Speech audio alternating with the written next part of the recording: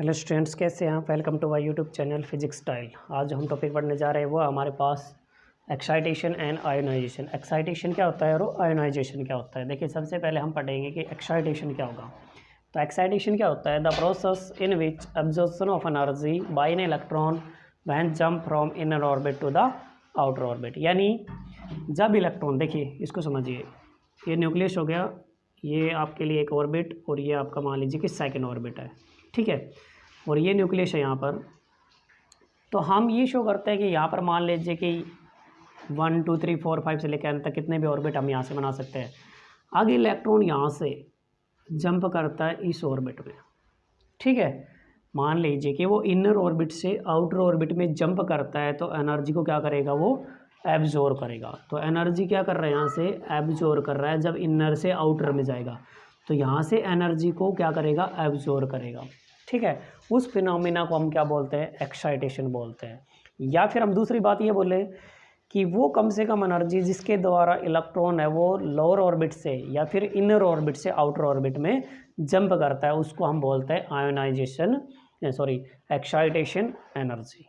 Okay, उसको बोलते हैं एक्साइटेशन एनर्जी। वो कम से कम एनर्जी इसके द्वारा इलेक्ट्रॉन इनर ऑर्बिट से और आउटर ऑर्बिट में क्या करता है, जंप करता है, ठीक है। उसको बोलते हैं एक्साइटेशन। मान लीजिए कि जो आपके पास कोई भी इलेक्ट्रॉन है वो जंप कर रहा है, किससे, ग्राउंड स्टेट से,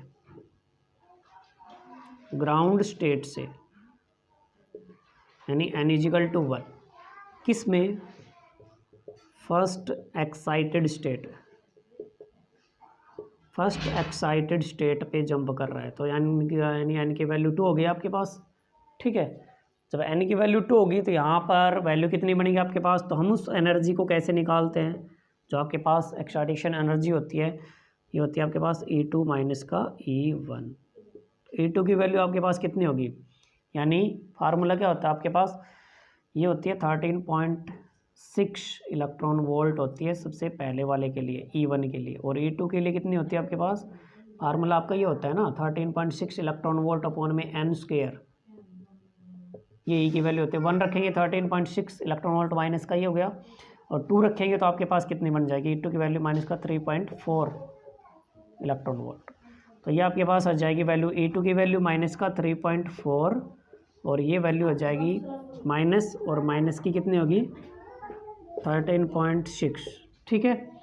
ये वैल्यू जब आ गई आपके पास तो 3.4, तो ये बन गया आपका माइनस का 3.4 और माइनस माइनस प्लस के बन गए, तो ये बनेगा आपके पास 13.6। तो कितनी बचेगी आपके पास, 13.6 में से 3.4 घटाएंगे तो आपके पास टोटल कितनी बचेगी, 10.2 इलेक्ट्रॉन वोल्ट।